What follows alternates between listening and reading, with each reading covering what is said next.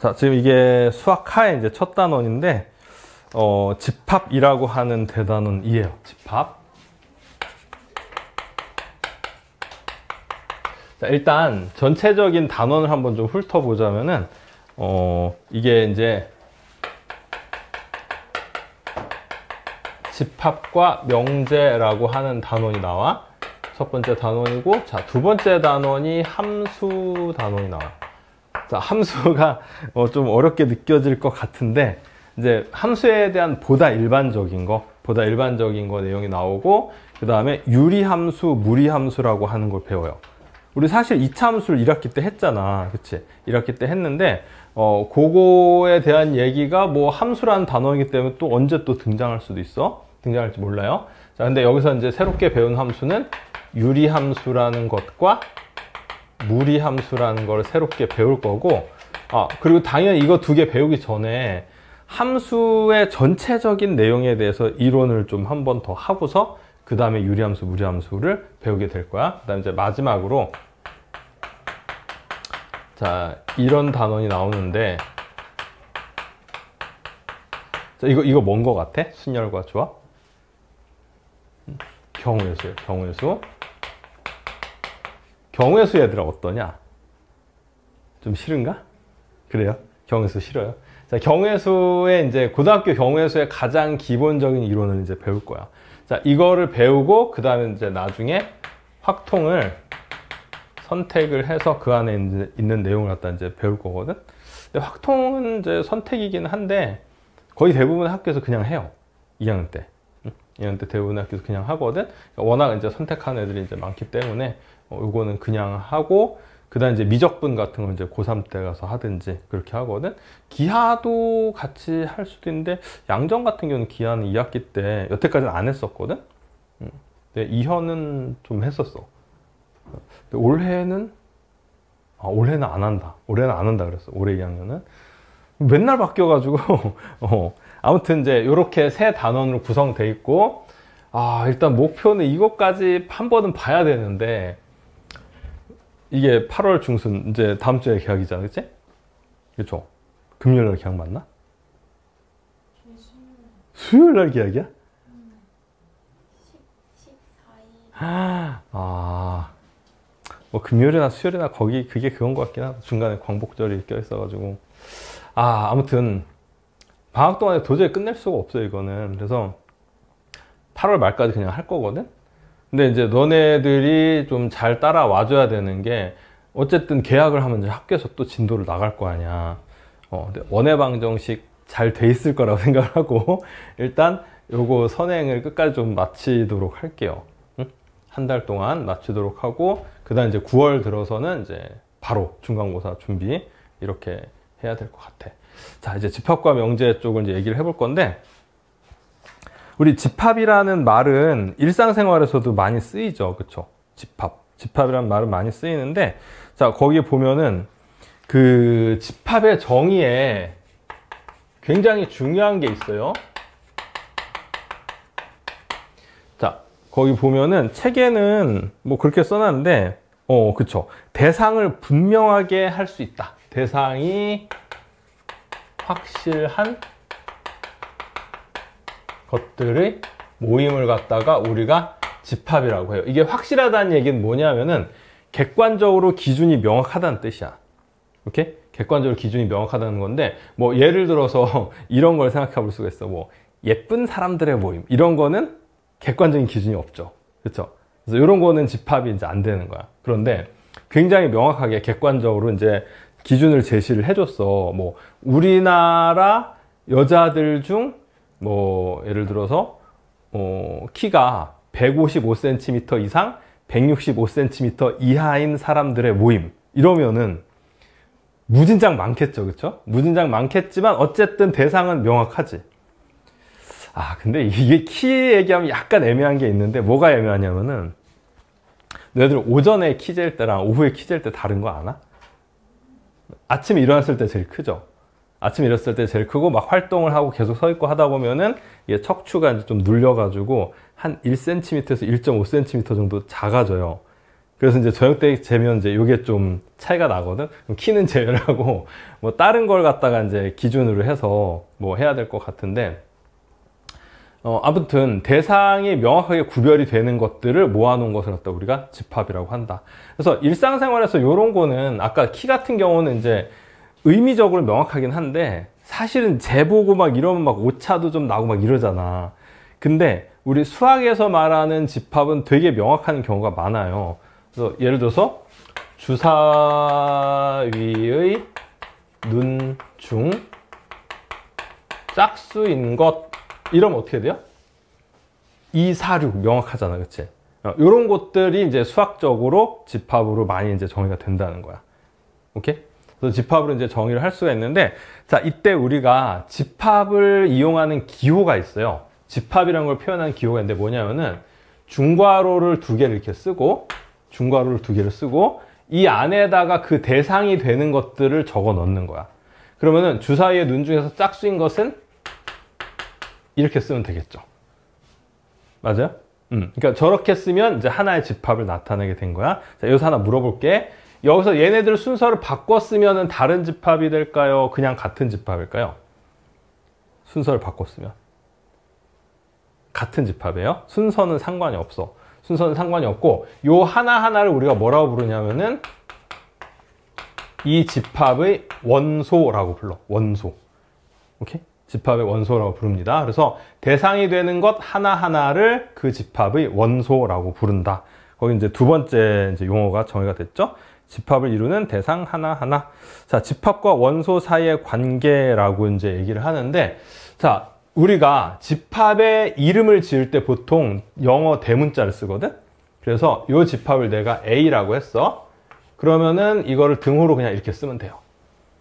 저 집합의 이름을 A라고 했을 때 A는 중괄호 치고 2, 4,6 이렇게 해놨어요. 그럼 2하고 4하고 6은 각각 저 A라는 집합의 원소가 되잖아. 요것도 우리 기호로 나타내는데 어떻게 기호로 나타내냐면 이렇게 나타내요.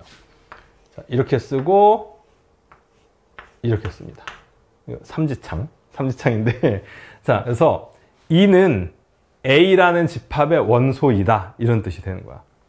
자, 2는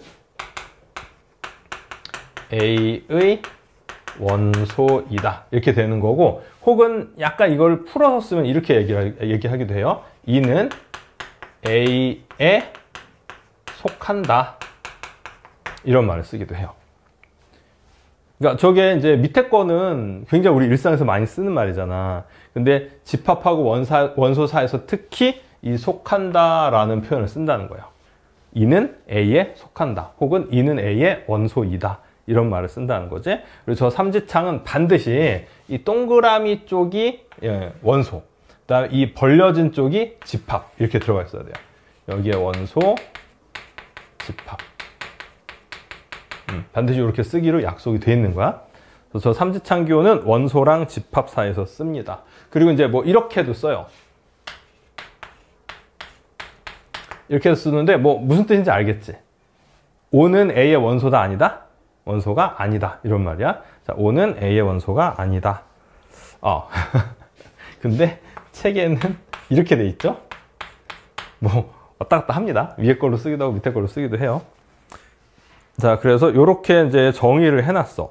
정의를 해놨는데 그 두 번째 거 이제 집합의 구체적인 표현 방법에 대해서 이제 얘기를 해볼 건데, 거기 세 가지 있는 거 보이지, 그치? 하나는 원소 나열법, 원소 나열법. 자, 두 번째는 조건 제시법 이렇게 했는데, 그 세 번째 이제 벤 다이어그램을 쓴다라고 되는데 사실 이거는 조금 다른 얘기예요. 벤 다이어그램을 쓴다. 혹시 요런 말 들어본 적 있나? 저 용어 들어본 적 있어요? 벤 다이어그램이라는 거? 이게 이제 뭔지 설명할 건데, 자, 원소 나열법이라는 건 지금 내가 최초에 썼던 요런 거야. A라는 집합을 2, 4, 6 이렇게 쓰면 말 그대로 A 집합 안에 있는 원소를 일일이 다 나열해서 썼죠. 그치? 그래서 원소 나열법이라고 하고, 조건 제시법은 아까 이렇게 정의를 했잖아. 근데 저게 일종의 조건이죠. 그래서 조건을 제시한다 이런 말이야. 그래서 이렇게 하면 돼요. A는 하고서 X라는 거를 쓰고 여기다 짝대기를 하나 세로로 그을 거야. 그리고서 이렇게 하면 돼요. X는 주사위의 눈 중 짝수인 것. 말 그대로 조건을 그대로 설명을 해주는 거야. 이해될까요? 그래서 반드시 요 약속을 따르는 거야. 자, 요 X라는 원소를 갖는데 X는 주사위의 눈 중에서 짝수인 것들만 얘기를 한다. 자, 그러면 이거랑 이거는 결국 같은 집합이라는 거 이해되죠? 그죠? 자, 뭐 이렇게 이제 설명을 하고 그 다음에 이제 벤 다이어그램을 써서 나타낸다는 거는 이런 거예요. 그림으로 나타내는 거야. 그림으로. 근데 A 이렇게 하고서 집합의 영역을 이렇게 해놓고서 이 안에다 원소를 그냥 쓰는 거예요. 이렇게. 이렇게 쓰면 이제 벤 다이어그램을 써서 나타낸 건데 벤 다이어그램이 나중에 뭔가를 따지거나 할 때 좀 유용하게 쓰이는 경우가 많아. 그래서 그림이라고 해서 무시하지 말고 이것도 굉장히 유용하게 쓰이는 집합의 표현법이다 라고 생각하면 될 것 같아요. 근데 대부분 좀 어려운 문제는 이 조건제시법을 이걸 좀 어렵게 내는 경우가 많아. 그러니까 분명히 조건이 제시가 되긴 됐는데 무슨 말인지 이제 헷갈리는 그런 경우가 좀 많이 있거든. 그래서 조건제시법은 이제 딱 읽어봤을 때 정확하게 이게 뭘 말하는 건지를 이렇게 캐치를 해낼 수 있는 능력이 좀 필요하다. 그 다음 이제 옆에 페이지 한번 보세요. 옆에 페이지에 보면은 집합이 크게 유한집합과 무한집합이 있다라고 되어 있는 거 보이죠? 그치? 유한집합, 무한집합.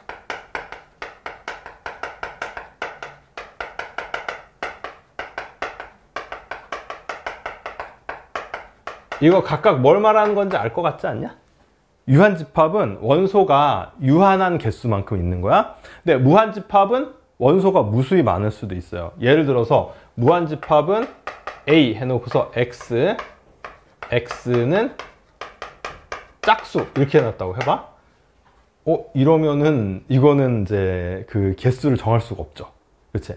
짝수니까 뭐 2, 4, 6, 8, 10, 10 뭐 쭉 계속 나갈 거 아니야. 그래서 너무 많기 때문에 개수를 확실하게 몇 개다 라고 얘기할 수가 없고 그런 것을 우리가 무한집합이라고 얘기를 합니다.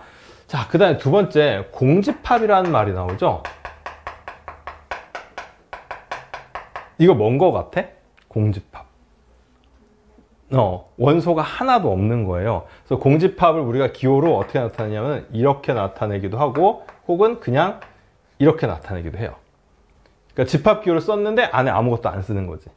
그죠? 자, 그러면 얘도 공집합, 얘도 공집합인데 자, 이 표현을 훨씬 많이 씁니다. 공집합이라고 하면은 거의 이거는 볼 일이 없을 거야 아마. 그래서 공집합은 이제 이렇게 나타내기로 하고 원소의 개수를 우리가 얘기를 할 때 유한집합의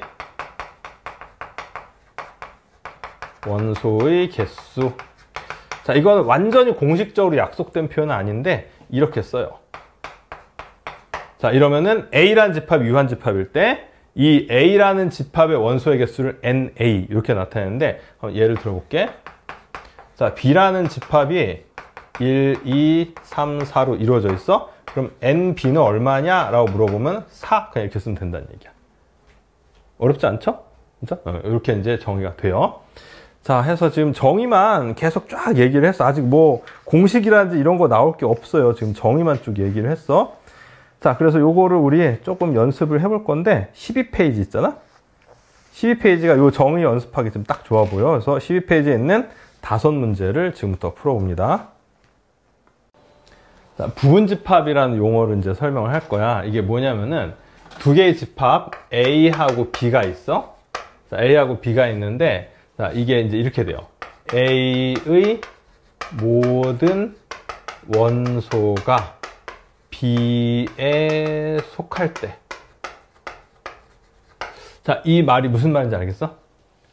A의 모든 원소가 또 B의 원소가 된다는 뜻이야. 자, 이렇게 될 때 우리는 어떻게 표현을 하냐면은 기호로 먼저 얘기를 해볼게. 이렇게 표현을 해요.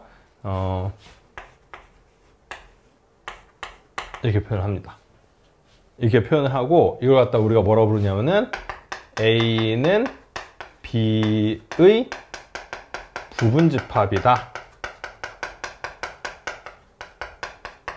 이렇게 얘기를 해요. 뭐 어떤 개념인지 알겠나? 이걸 벤 다이어그램으로 나타내면 이렇게 생각할 수 있어. 자, B라는 집합이 이렇게 있을 때 A라는 집합이 이 안에 완전히 이렇게 쏙 들어가 있는 거. 요걸 갖다 우리가 A를 B의 부분 집합이다 라고 얘기를 해요. 오케이? 그래서 A에 있는 모든 원소가 B의 원소가 될 때, 그럴 때 우리는 A는 B의 부분 집합이라고 얘기를 합니다. 자, 그럼 여기서 약간 헷갈리는 거 하나 얘기를 할 건데, 만약에 A 원소랑 B의 원소가 완벽히 동일해. 예를 들어서 A가 1, 2, 3이고 B도 1, 2, 3이야. 뭐 나중에 얘기하겠지만 요런 게 이제 두 집합을 같다라고 얘기를 하거든. 두 집합을 같다고 얘기를 하는데, 자, 이때도 A가 B의 부분 집합이 될까요? 이럴 때도 A가 B의 부분 집합이라고 얘기할 수 있을까?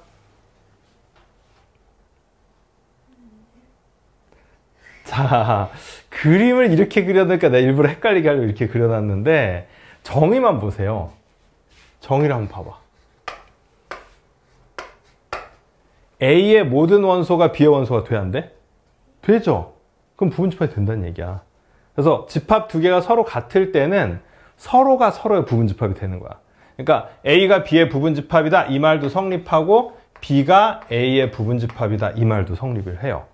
자, 그래서 보통 우리가 이렇게 될 때 두 집합을 같다라고 얘기를 해요. 이해될까요? 무슨 말인지?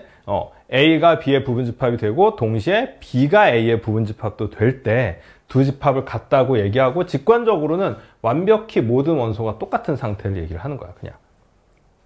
괜찮죠? 그래서 부분 집합이란 용어가 이제 이렇게 쓰인다는 거. 자, 이거를 아까 우리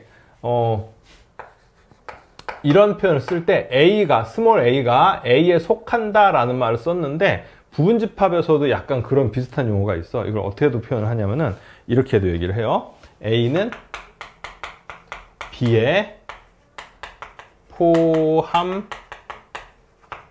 이 말을 써요. 그러니까 아까 속한다라는 말하고 포함된다라는 말은 사실은 일상생활에서는 구별해서 하는 말이 아니죠, 이거는. 그냥 같은 말이지, 그치? 같은 말인데, 우리가 원소랑 집합 사이에서는 속한다라는 표현을 쓰고, 집합과 집합 사이에서는 포함한다, 포함된다라는 표현을 써요. 근데 이거는 뭐 딱 정해진 거는 아니야. 그러니까 이제 때에 따라서 원소랑 집합 사이에서도 A가, 스몰 A가 A에 포함돼 이런 말을 썼다고 해서 그걸 틀렸다 이렇게 얘기하지는 않는다는 거지. 그래서 뜻만 통하면은 좀 왔다 갔다 하면서 요즘엔 쓰는 경향이 있어. 근데 이걸 왜 얘기하냐면은 선생님 어렸을 때는 포함한다, 포함된다랑 속한다라는 말을 완벽히 구별해서 쓰라 그랬거든. 요즘에는 이제 그런 얘기가 사라졌어. 그래서 그거는 약간 좀 헷갈리는 경향이 있는데 막 엄격하게 구별해서 쓰지는 않는다라는 얘기야. 속한다랑 포함된다, 포함한다랑. 자, 이렇게 이제 부분집합이라는 기호를 정의를 했고, 그럼 당연히 이 기호도 뭔지 알겠죠? 이렇게 쓰면은 A는 B의 부분집합이 된다, 안 된다?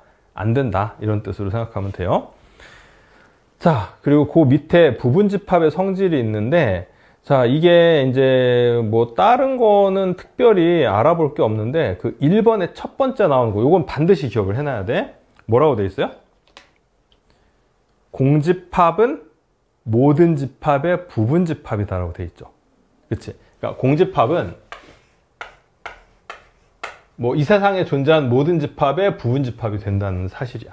그러니까 부분집합을 나중에 이제 막 세거나 이럴 때가 있거든. 그럴 때는 공집합은 무조건 들어간다는 뜻이야, 이게. 그래서 공집합이 부분집합이 돼요, 안 돼요? 이런 생각할 필요 없이 그냥 모든 집합이 부분집합이 된다라고 생각하면 된다는 거야. 나머지 거는 그냥 직관적으로 이해할 만한 내용이에요. 특히 2번 같은 경우에 보면은 뭐라고 돼 있냐면은 거기 17페이지의 중간쯤에 있는 2번에 보면 뭐라고 돼 있냐. 자, A가 B의 부분집합이야. 그리고 B는 C의 또 부분집합이야. 자, 이렇게 되면 A가 C의 부분집합이 된다. 이렇게 돼 있거든? 이거 너무 당연한 얘기죠. 그치? 벤 다이어그램을 생각해보면 B가 있을 때 A가 이 안에 이렇게 쏙 들어가 있는 거야. 그치? 근데 또 B가 C의 부분집합이니까 C 안에 이렇게 B가 들어가잖아. 그럼 당연히 A도 C의 부분집합이 된다, 안 된다? 된다. 이렇게 된다는 거죠. 그래서 뭐 이렇게 이제 돼 있고, 그 밑에 서로 같은 집합이라는 거 이미 아까 정의를 했죠. 서로가 서로를 부분집합으로 가질 때, 그치? A도 B의 부분집합이 되고 또 B도 A의 부분집합이 될 때 두 집합을 서로 같다라고 하고 A는 B, A equal B 이런 식으로 이제 표현을 한다는 거. 아까 이미 얘기를 했어요. 이렇게. 요거는 이제 사실 양쪽이 다 왔다 갔다 되는 거야. 그래서 17페이지에 나오는 용어들 지금 정리를 했고요. 뒷페이지를 한번 봐봐. 자, 진부분집합이라는 용어가 나오죠.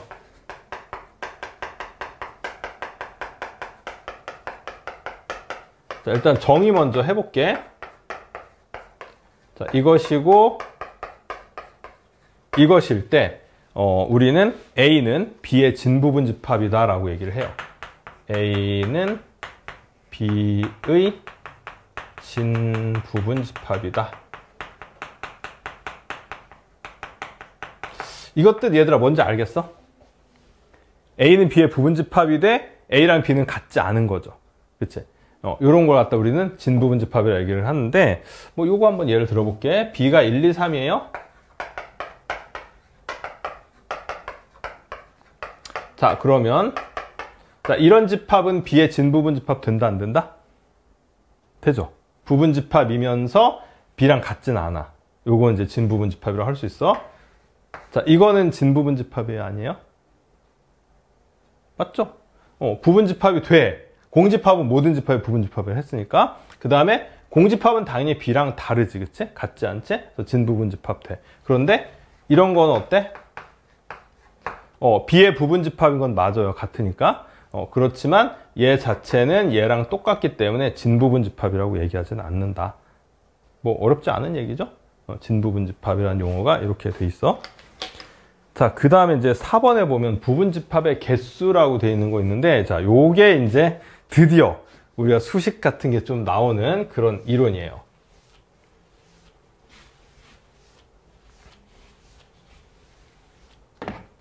자, 부분집합의 개수.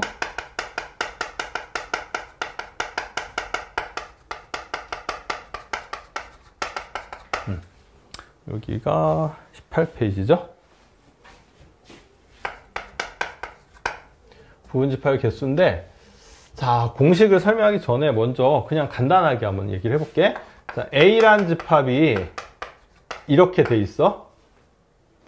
자, 저 A라는 집합은 부분집합을 총 몇 개를 가질 수 있을까? A라는 집합은 부분집합을 몇 개를 가질 수 있을까요? 한번 일일이 한번 써볼게. 자, 공집합은 모든 집합의 부분집합이 된다고 했죠. 그치? 네, 원소가 한 개짜리는 이렇게 있고 이렇게 있을 수 있고, 원소가 두 개짜리는 이렇게 있을 수 있어. 맞지? 자, 더 이상의 부분집합이 있을까? 없어요. 그래서 4개야, 4개.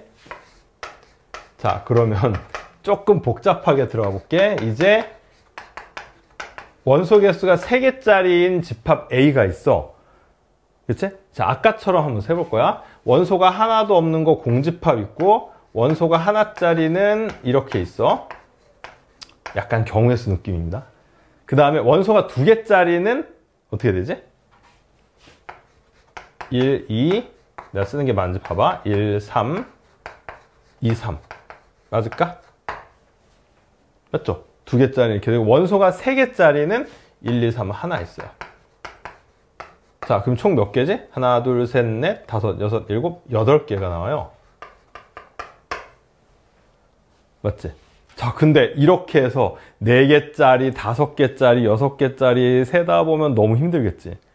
그래서 원소 개수가 정해져 있을 때 그 집합이 가질 수 있는 부분집합의 개수가 정해져 있어요. 그럴 것 같지 않냐? 그래서 그건 이제 어떻게 세면 되냐면은 이렇게 세면 됩니다.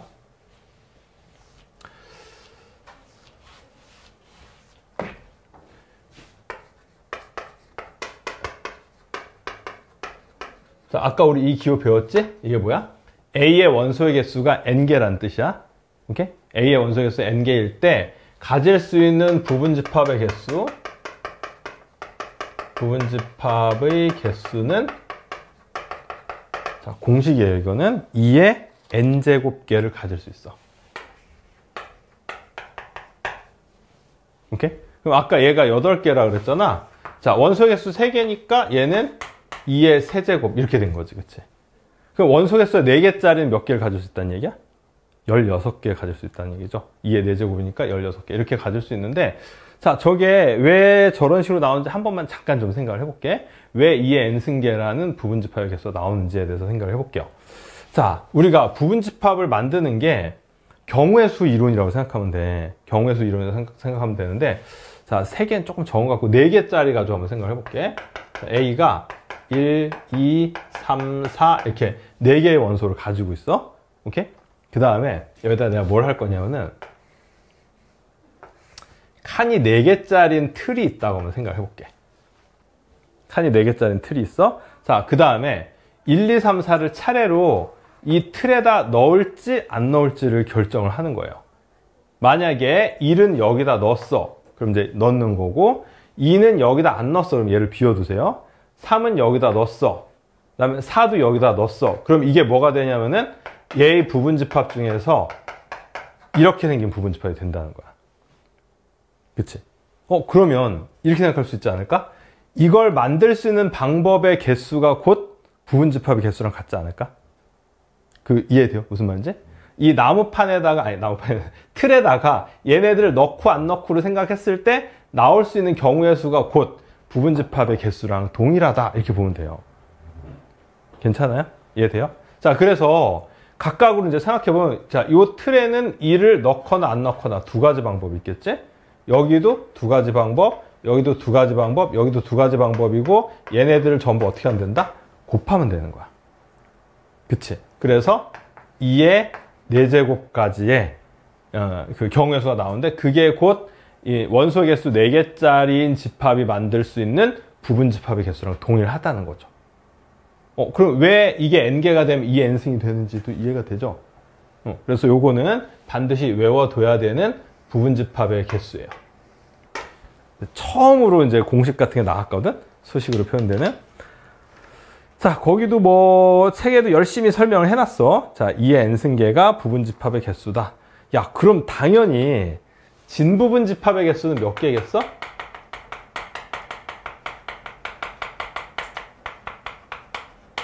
자, 글이 긴데 2의 n승에서 하나만 빼면 되겠죠. 진부분집합은 자기 자신을 제외한 거니까 진부분집합의 개수는 2의 n승 빼기 1이다. 이렇게 생각하면 되겠어요. 자, 그 옆에가 이제 응용이 들어간 건데, 이거는 내가 보기에는 원소의 개수에 대한 걸 조금 문제를 풀어보고 그 다음에 응용을 해야 될 것 같거든. 자, 그래서 그 21페이지에 있는 필수예제 7번 요거를 좀 잠깐 좀 다시 한번 좀 볼게.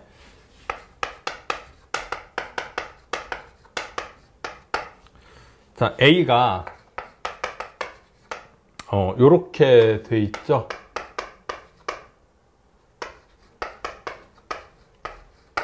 자, 이게 이제 이렇게 생각해야 돼. 집합 자체가 어떤 집합의 원소가 될 수 있다는 거야.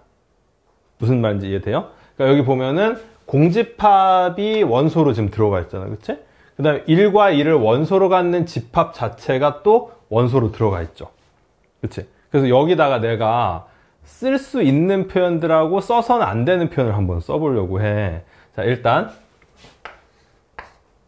자, 이거는 맞아요? 틀려요? 맞아요? 틀려요? 이게 번호 없었나? 없었네? 이런 보기가 있어야 되는데. 자, 이거 맞아? 틀려? 이거는 무조건 맞는 거야. 공집합은 모든 집합의 부분집합이 된다 그랬잖아. 그래서 공집합이 A의 부분집합이야. 이거는 무조건 맞는 거예요. 그러니까 공집합, 부분집합, 어떤 집합 나와 있으면 그냥 집합이 뭔지 볼 것도 없어. 무조건 맞는 거예요, 이거는. 오케이? 자, 그리고 이건 어때? 맞죠? 그치? 공집합 자체가 A의 원소로 들어가 있잖아. 그래서 공집합은 요거는 A의 원소이다. 맞는 말이에요, 이것도. 맞아요. 자, 그 다음에 이거 어때? 공집합을 원소로 갖는 집합 하나가 지금 있지, 그치? 그러면 자, 이 집합의 원소인 공집합은 A의 원소가 되죠. 그치? 그럼 부분집합 정의에 맞네, 그치? 자, 그래서 이것도 맞는 말이야. 공집합을 원소로 갖는 집합이 A의 부분집합이 된다. 맞는 말이에요. 여기에 혹시 나와 있었나? 나와 있지? 그치? 그래서 공집합 가지고 활용할 수 있는 게 진짜 많아. 그러니까 저 세 가지가 다 맞는다는 거지. 근데 이제 틀린 거는 이런 건 틀리겠죠? 이렇게 해놓고서 이렇게 해서 이건 틀리는 거지. 그치?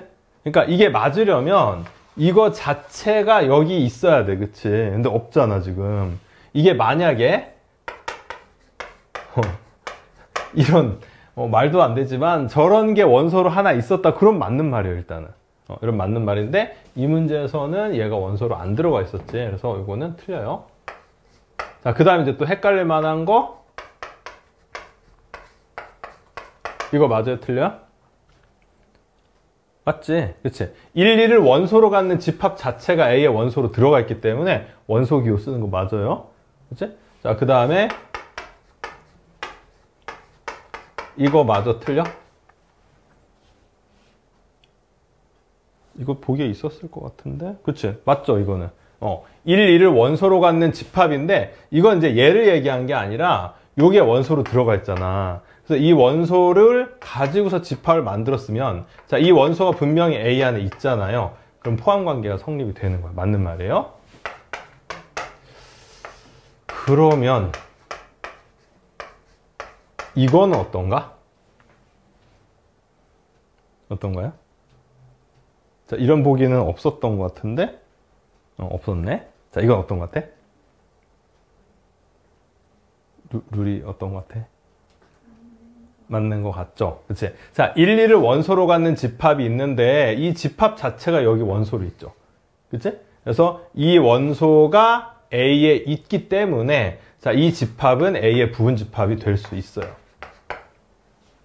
오케이? 그래서 이걸로 헷갈리게 만들려면 굉장히 헷갈릴 만한 예를 만들어낼 수가 있거든? 뭐 이런 거라든지,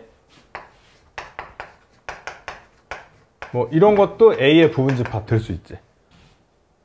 그렇지 않나? 뭐 이런 것 등등등 되게 만들어낼 수 있는 여지가 많거든?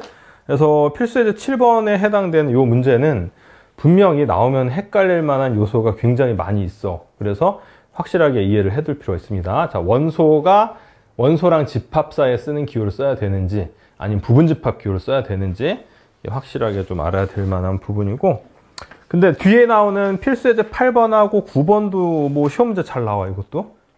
근데 이거는 좀 비교적 할만하지 않냐? 어땠어? 이거 괜찮았어요? 헷갈리는 부분 전혀 없었어요? 현서 어떤 것 같아?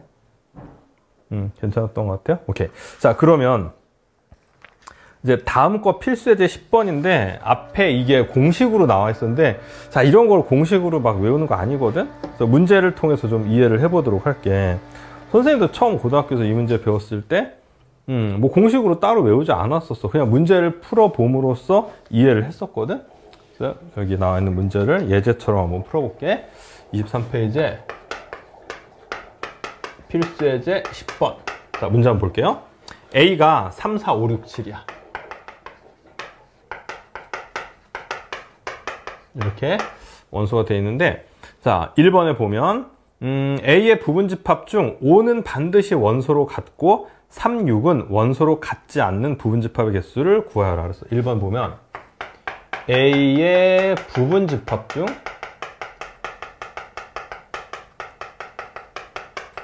자, 5는 반드시 원소로 가져야 되고요.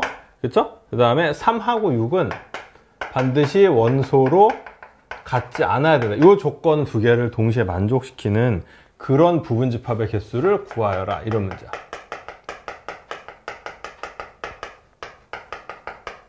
얘들아, 문제 이해되나? 이 부분집합 안에는 5는 반드시 들어가 있어야 돼. 그리고 3하고 6은 3, 6 맞나? 그렇죠? 3, 6은 원소로 반드시 가지면 안 돼요. 자, 이거를 만족시키는 부분집합은 전부 몇 개냐? 이런 거야. 이해될까요? 무슨 말인지? 자, 이건 이제 어떻게 푸는 거냐면은 이렇게 접근을 해볼 거야. 자, 5는 반드시 가져야 된대. 그리고 3, 6은 반드시 가지지 않아야 된대. 근데 되게 간단한 게 이렇게 하면 돼. 3하고 6하고 5를 지워. 그리고 나머지 원소 두 개로 부분집합을 가지면 돼요. 이게 답이야. 그래서 4개거든? 혹시 왜 이렇게 하면 되는지 좀 감이 올까요? 반드시 가져야 된다는 원소도 지워버리고 반드시 가지지 말아야 된다는 원소도 지워버리고 나머지 거 가지고서 부분집합 만들면 된다는 거야. 이해될까? 자, 먼저 이거부터 한번 생각해 볼게. 5를 반드시 원소로 갖는 부분집합의 개수, 이렇게 단순하게 이 조건만 나와 있다고 생각해 보자고. 그러면 이렇게 생각하면 되는 거야. 자, 5를 반드시 원소로 간다는 얘기는 일단 5를 빼고서 나머지 3, 4, 6, 7만 가지고서 부분집합을 만들어 보는 거예요. 이렇게 3, 4, 6, 7만 가지고 만들어 보면 만들 수 있는 부분집합을 내가 한번 나열을 해볼게. 자, 공집합 있을 수 있지? 3, 4, 6, 7 이런 거 있을 수 있죠? 그 다음에 3, 4, 뭐 3, 6, 뭐 등등등 이런 거 있을 수 있죠? 그 다음에 3, 4, 6 등등등 이런 거 있을 수 있고 3, 4, 6, 7 이렇게 있을 수 있을 거야. 그치? 그러니까 지금 내가 자 5를 반드시 원소로 갖는다라고 했는데 5를 빼고 나머지 3, 4, 6, 7 가지고서 만들 수 있는 부분집합을 좀 나열을 해봤거든? 자 그럼 5를 반드시 갖는다는 건 이제 어떻게 하면 되냐면은 여기다 그냥 다 5만 집어넣으면 되는 거죠. 그치? 그럼 결국은 5를 반드시 원소로 갖는 부분집합의 개수는 오히려 아이러니컬하게도 5를 빼내고 나머지 가지고서 그냥 만들어주면 된다는 얘기야. 총 16개의 부분집합을 만들 수 있어요. 5를 반드시 갖는 거는. 자, 그래서 아까 이 문제에서 5를 반드시 원소로 갖는다고 했으니까 오히려 5를 빼버리고 3, 6은 원소로 갖지 않는다고 했으니까 3과 6도 빼버리고 나머지 4랑 7 가지고서 만들 수 있는 부분집합의 개수, 즉 2의 제곱계가 답이 된다는 거죠. 이거 괜찮을까? 무슨 말인지? 정말 잘 나와 이거. 그 다음 이제 두 번째 문제도 한번 볼게. 자, A의 부분집합 중 적어도 한 개의 홀수를 원소로 갖는 부분집합의 개수 그랬거든? 자, 이 적어도 한 개라는 말 잘 해석을 해야 돼요. 그럼 홀수가 이건 있다는 얘기, 없다는 얘기야? 있다는 거죠. 그러니까 홀수가 적어도 하나 있어야 되니까 홀수는 무조건 있어야 된다는 거야. 하나라도. 그치? 그래서 이거는 이제 반대로 생각하는 게 좀 편하거든? 적어도 한 개의 홀수가 있다는 거는 반대로 생각하면은 전부 다 짝수로만 이루어진 부분집합이 적어도 한 개를 홀수로 갖는 부분집합이랑 완전히 반대되는 부분집합 아닌가? 그쵸? 그래서 짝수만 한번 생각을 해볼게. 짝수만 안 보이네. 3, 4, 5, 6, 7이지? 3, 4, 5, 6, 7. 자, 이 중에 짝수는 4하고 6밖에 없어. 그럼 4하고 6을 가지고서 4하고 6을 가지고서 만들 수 있는 부분집합은 2의 제곱해서 4개 나올 거 아니야? 그쵸? 맞죠? 자, 근데 3, 4, 5, 6, 7 전부를 가지고서 만들 수 있는 부분집합은 2의 5제곱해서 32개가 나와요. 그치? 자, 그러면 왠지 여기서 이거 그냥 빼면 되지 않을까? 이거는 막 홀수도 있고 짝수도 있고 모든 부분집합이 다 나온 건데 그 중에서 2의 제곱계인 4개는 짝수인 4하고 6으로만 이루어져 있는 부분집합이야. 4 또는 6으로만. 자, 그렇기 때문에 전체 개수에서 얘만 빼버리면 짝수가 이제 짝수로만 이루어진 걸 빼기 때문에 홀수가 적어도 하나는 들어가 있는 부분집합이 꼭 나온다는 거죠. 그래서 답은 32에서 4를 뺀 총 28개의 부분집합을 우리가 만들어낼 수 있다. 자, 이걸 갖다 우리가 반대되는 케이스로 이제 푼다라고 이제 얘기를 하는데 이 적어도라는 말이 나왔을 때 그런 식으로 푸는 경우가 많이 있거든. 자, 그래서 요거는 좀 중요하니까 밑에 있는 확인 체크를 한번 지금 풀어보도록 할게요. 두 개 한번 다 풀어봐야 될 것 같아요. 24번, 25번 지금 풀어보세요.